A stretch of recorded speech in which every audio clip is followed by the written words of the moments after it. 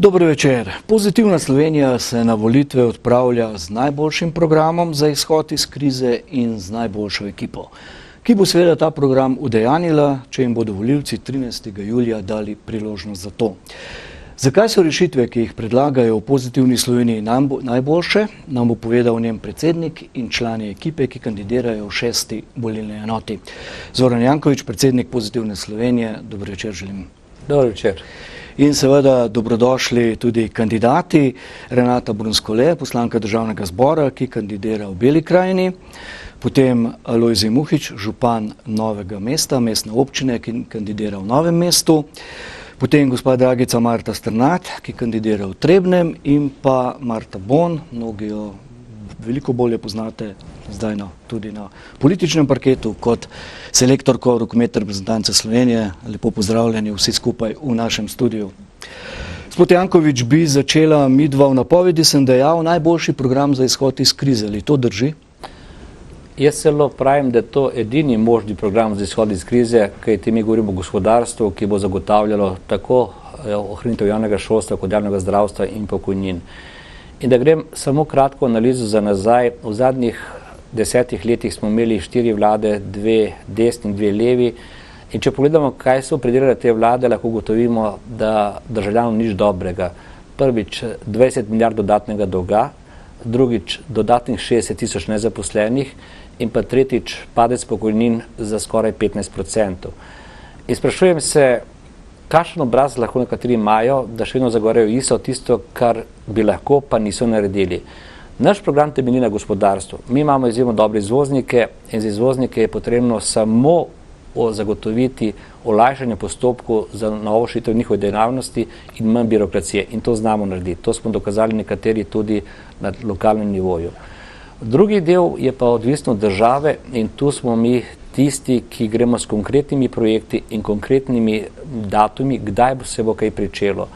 Če govorimo o 3. razvojni osi, potem pravimo, da se prične graditi v 12 mesecih. Ta poteka od Koroške do Bele krajine, s tem, da naredimo tudi tunel, ki je obvezno za čez Gorjance oziroma pod Gorjancemi, in enako tudi tunel, ki povezuje Trbovlje z Preboldom. Potem je 3. razvojna os, ki je čakajo tudi naši državljani že kar dolgo, tudi 12 mesecih od Kočevja do Škofljice in obratno, potem do hrvaške meje, in enako tudi nova cestna povezava Postojna-Jelšane. Drugi tir železnice z Luko Koper je predpogoj, da se začnemo razvijati in vključiti v celotno svetovno trgovsko menjavo, in zaključek projekta na hidroelektrarni na Savi. Omenili smo samo tiste projekte, ki so pokaz in dokaz, kaj se mora narediti na področju infrastrukture. Če želimo to delati, potem potrebujemo tudi podjetja, ki so bila referenčna podjetja, imajo svoj trg, pa so šla v stečaj.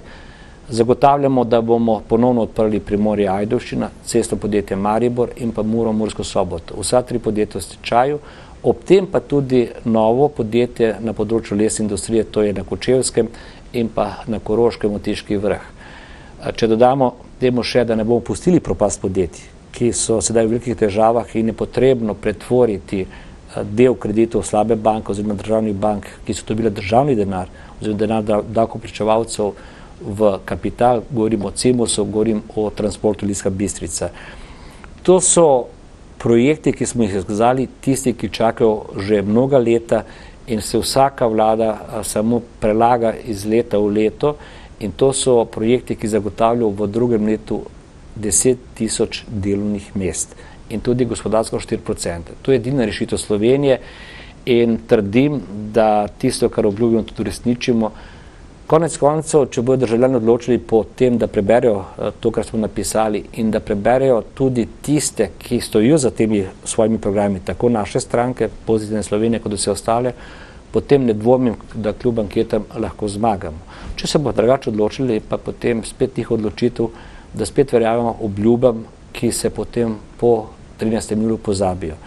Tako da sem jaz hvaležen mojim sodelavcem za pripravo programa in tudi pogumu kandidatk in kandidatov, kajti programa se brez ekipe ne da izvesti.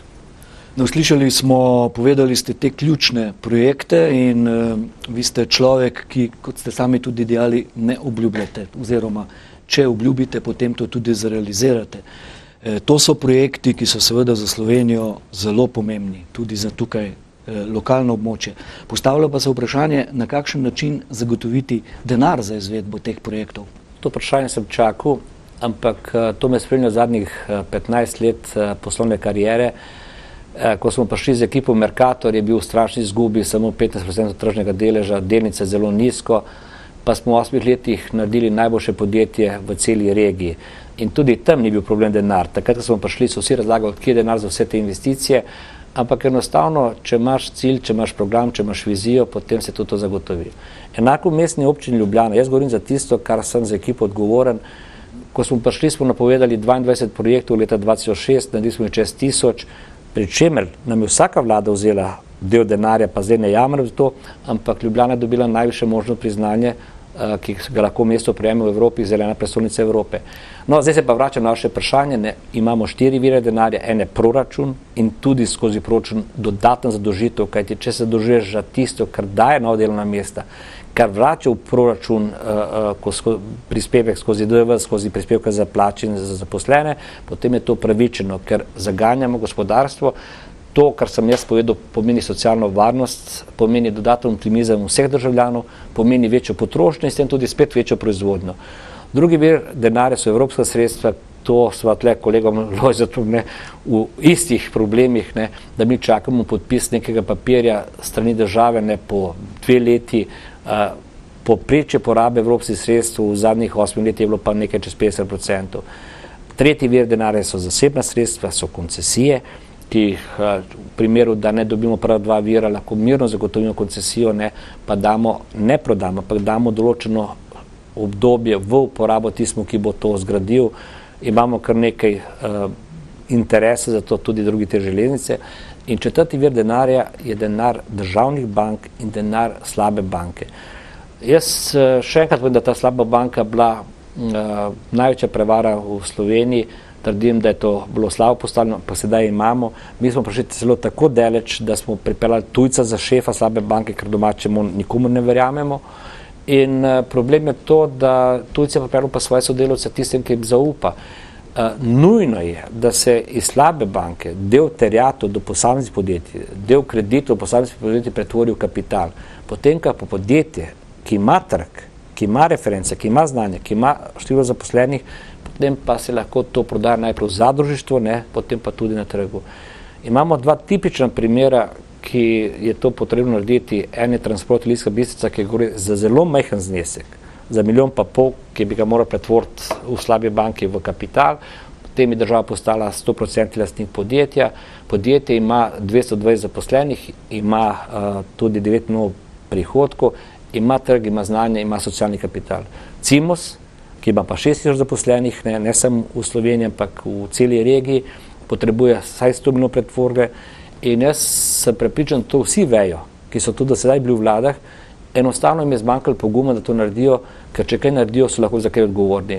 Jaz se pravim, da takrat, ko prizameš odgovornost, potem moraš tudi sebe postaviti na pedestal te odgovornosti in te lahko pač vsak napada. Jaz sem prišel do tega, kaj pomeni ta naš slogan pošteno. To pomeni moj osebni način življenja, pošten odnos do sodelavcev, pošteno delo, veliko dela in tudi pošteno spoštovanje tudi drugega mnenja. Ni pa pošteno to svoja ulica, gostilna ali pa nekateri mediji. In mislim, da v tem načinu dela sem se jaz veliko učil tudi skozi šport. To je dejanje ali pa dejavnost, kjer ne moreš blefirati. Tam se pa vidi, tako je rezultat in na koncu se pošteno delo odraža tudi v rezultatu. Vse te lahko kdaj sodniki oškodujejo, ampak na dolgi rok se vlaganje pozna. In jaz mislim, da se mi moramo spet približati tisti filozofiji naših športnikov, vztrajnost, veliko dela, veliko treninga, tudi veliko znanja, da vsak dela tisto, kar zna. Ja, jaz sem prepričan, da te veri so na razpolago in z obratom, kot do sedaj smo mi imeli kredite za to, da smo pokrivali obresti in da smo pokrivali tudi tekočo porabo. Največja tragedija, ki se je zgodila zadnji mesec, mislim pol, je bila ta, da je finančni minister rekel, zdaj prodamo 15 podjetij, dobimo 1 milijardo, plačamo obresti in imam že seznam 82 podjetij za prodajo. Tu smo se razšli s predsednico vlade na tem programskem delu, ki je zdaj kar nekaj ugotovila, da se lahko vrne spet na program Pozitivne Slovenije in da se je kar ustavilo prodajo. Ampak jaz še enkrat ne razumem teh sprememb. Že 2011 smo postavili program, ta program je nadaljevanje 2011, je v bistvu isti. Tu smo samo izpostavili v našem časopisu ključne točke za Slovenijo. Mi se nismo spuščali vsako regijo, vsako mesto, ampak ključne točke za celotno Slovenijo. Izbrali smo si ključne projekte, izbrali smo si tudi kraje, ki so v zadnjih desetletjih bili najbolj prizadeti. Ali s tem, da ni bilo investicij, pa so morali zostati, ali pa z zapiranjem posameznih tovarn in veliko število nezaposlenih. Hvala lepa, predsednik Pozitivne Slovenije Zoran Janković, za te konkretne odgovore, za ta konkretna pojasnila. Pripričan sem pa, da tudi kandidati, ki kandidirajo v 6. volilni enoti, imajo tako konkretne odgovore kot vi. Renata Brunskole, poslanka Državnega zbora, kandidirate v Beli krajini. Torej, zakaj na listi Pozitivne Slovenije in kaj konkretno v naslednjem mandatu? Naš ustanovitelj Pozitivne Slovenije, gospod Zoran Janković, me je povabil, da sem sama tudi soustanoviteljica te stranke. Ocenjujem, da imamo odličen program, najboljši program in moja želja je, da ta program tudi pošteno udejanjimo, uresničimo. Prepričana sem, da smo sposobni tega, ukolikor nam bodo volivke in volivci zaupali. Imamo pa program, ki želi celotno območje, tako Dolenjske kot Bele krajine, če govorim sedaj o tem delu, razvijati tudi naprej. Naprimer, 3. razvojna os južni del, za katero je že sprejet prvi odsek državnega prostorskega načrta, pomeni na eni strani obvoznico Krke in Revoza, vključno s tunelom pod Gorjanci naprej v Belo krajino.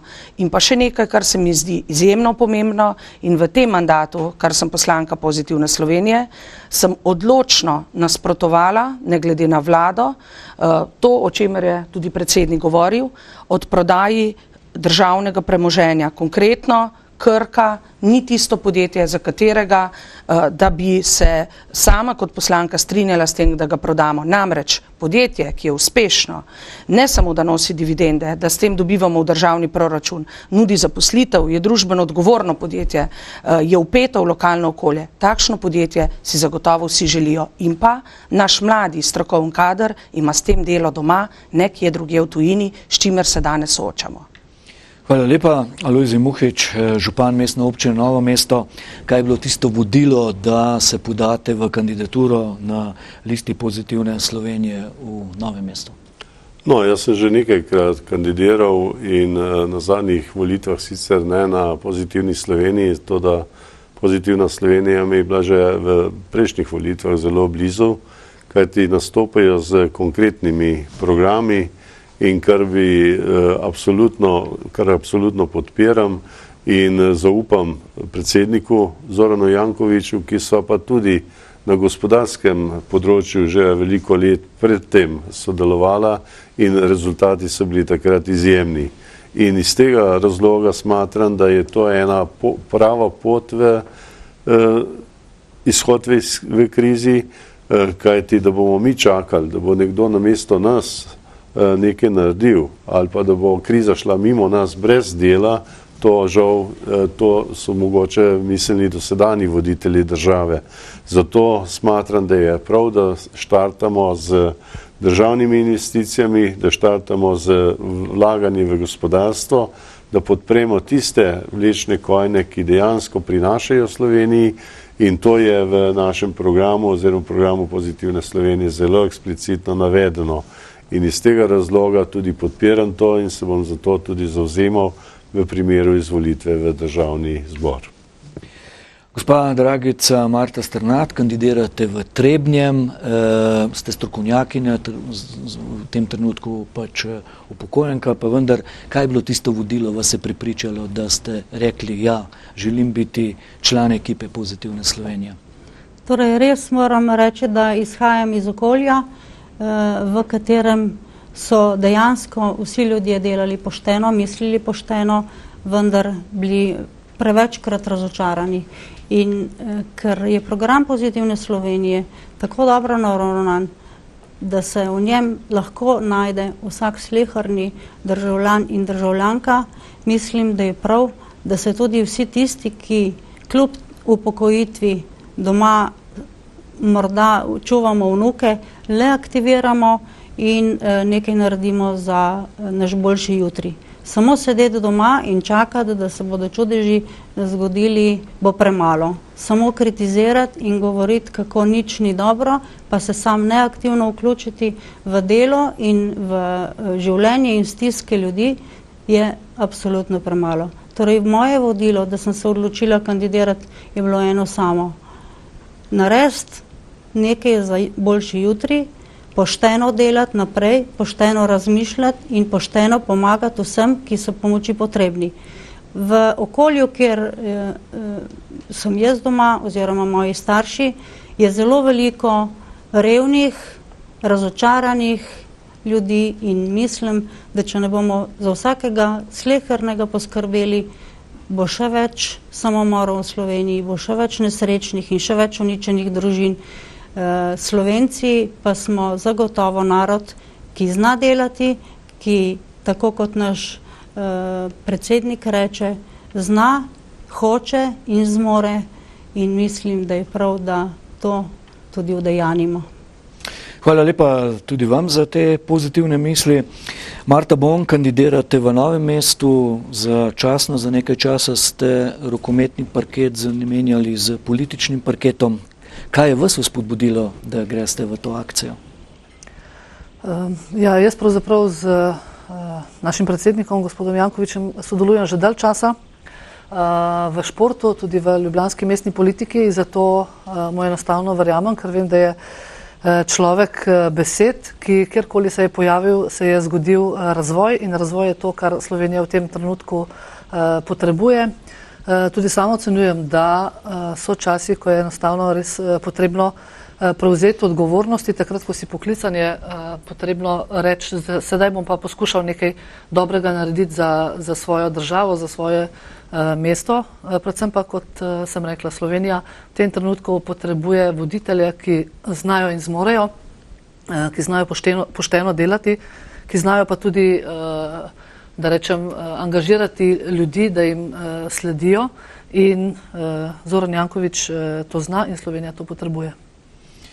Torej, gospod Janković, kandidati so izpostavili vse te vrednote, o katerih ste tudi vi govorili, katere so nekako zaznamujejo pozitivno Slovenijo, pa vendar bi bilo vseeno prav morda, da vi še enkrat izpostavite tisto ključno, po čem ste drugačni od ostalih, razen vse, kar smo slišali do sedaj.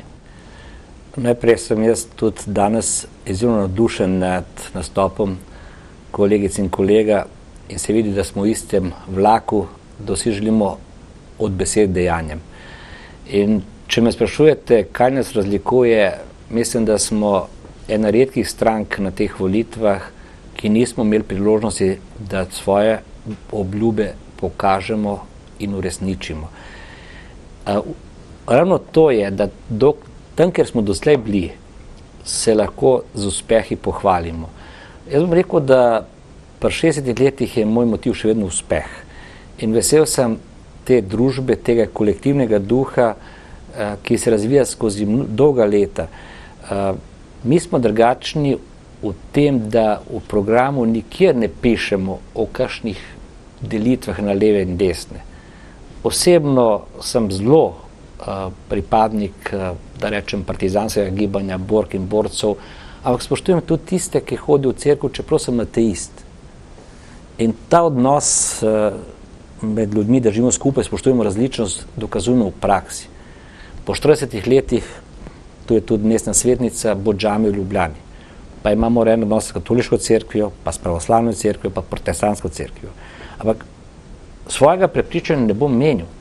In to je tisto poštenje, ki ga damo, da ne spreminjamo svojega mnenja od dneva do dneva, od priložnosti do priložnosti.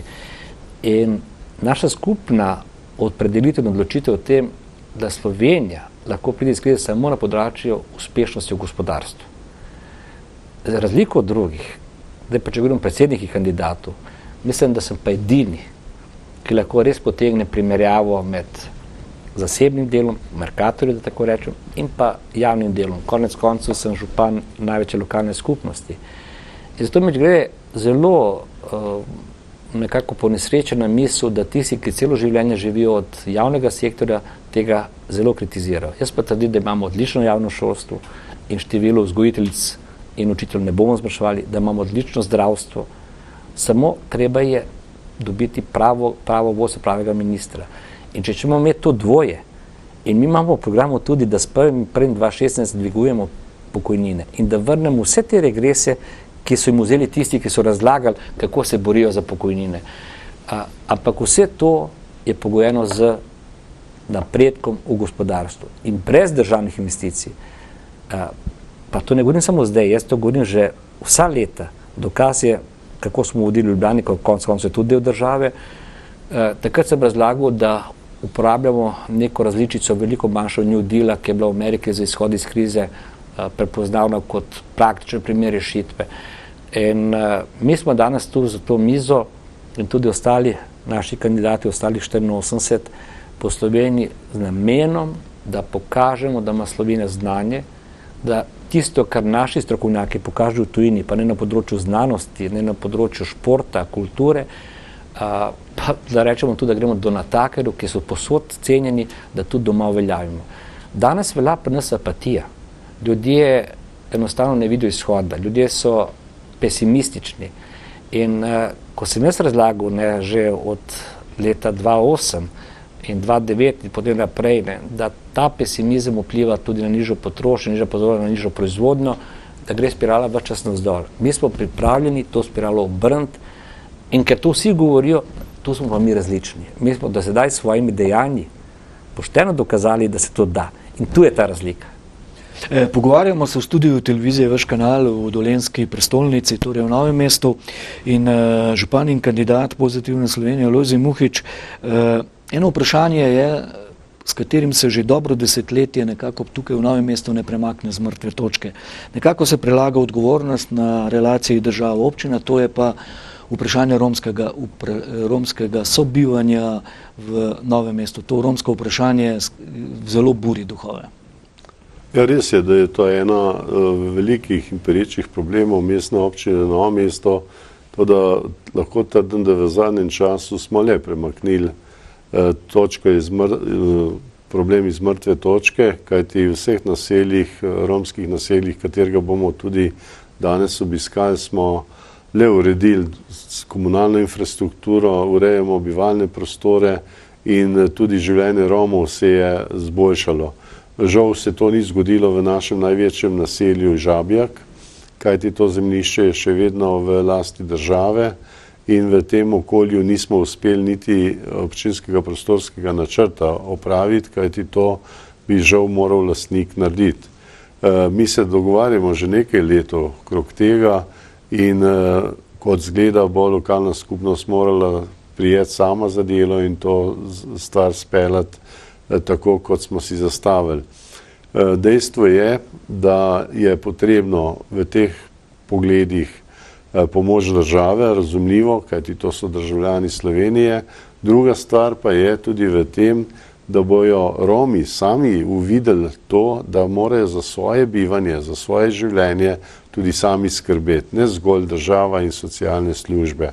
In v tem pogledu jaz vedno pozivam romsko skupnost, da sodeluje z lokalno skupnostjo, da skupaj pridobivamo tudi stvari, za katere je odgovorni so državne službe in v tem bomo lahko uspešni. V nasprotnem primeru žal bo to vprašanje ostalo nerešeno in bomo pač reševali samo drobtinice, kajti vedno primanjkuje denarja, vedno primanjkuje sredstev in vkolikor bi se romske družine vključevale v ta problem in so investirale tudi del za svoje bivanje, bi ta zadeva se bistveno hitreje reševala, kot se rešuje. Hvala lepa. Preden bomo dali predsedniku Zoranu Jankoviću, predsedniku Pozitivne Slovenije, sklepno misel, še stavek ali dva ostalih treh kolegic, kandidatk, torej Marta Bon, izvolite. Kot rečeno, prepričana sem, da Pozitivna Slovenija ima najboljši program. Pozitivna Slovenija je enkrat že zmagala na volitvah, takrat pravzaprav na nek način ni bilo dovoljeno, da bi prav Pozitivna Slovenija vodila to vlado. Prav je, da se zdaj to zgodi in prepričana sem, da bo to pot v razvoj Slovenije. Gospa Strnad. Sama se zavzemam za to, da vrnemo izgubljeno zaupanje vsem Slovenkam in Slovencem in da pošteno razmislimo o tem, kako lahko vsak na svojem področju sodelujemo in stopimo skupaj za to, da bomo lahko realizirali svoje obljube.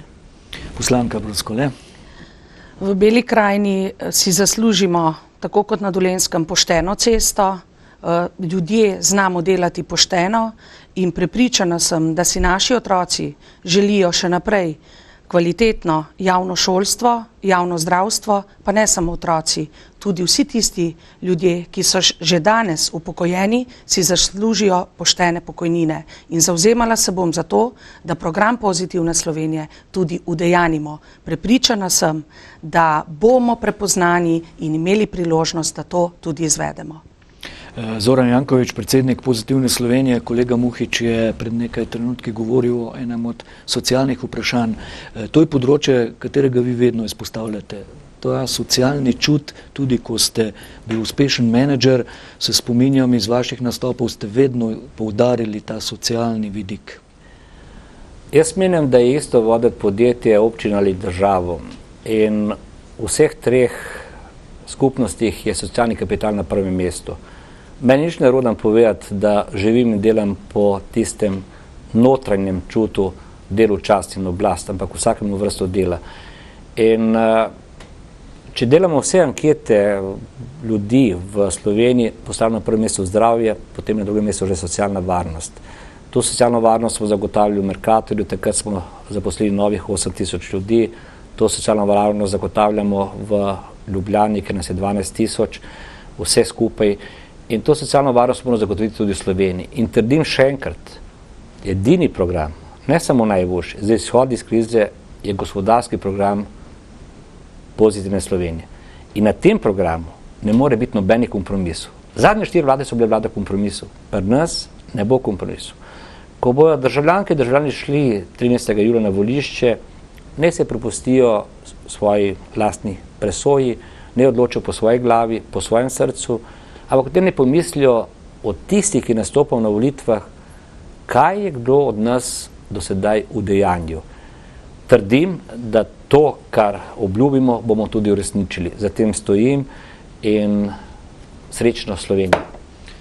Predsednik Pozitivne Slovenije, Zoran Janković, hvala lepa za te besede. Seveda hvala lepa tudi kandidatkam in kandidatu, ki kandidirate v 6. volilni enoti.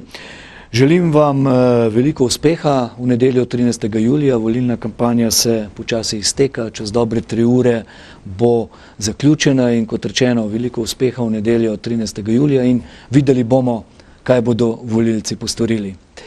Vam, cenjeni gledalci in gledalke, pa hvala lepa za pozornost in lahko noč.